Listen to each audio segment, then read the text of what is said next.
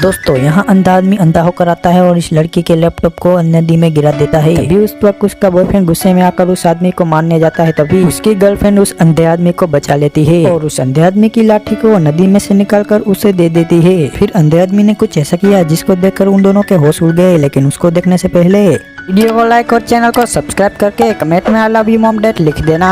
तो फाइनली दोस्तों तभी वो अंधा आदमी एक अंधा नहीं होता बल्कि इन दोनों के साथ प्रैंक का वीडियो बनाने के लिए आया होता है और यहाँ आदमी इन दोनों के लिए आईपैड और लैपटॉप को लेकर आया होता है।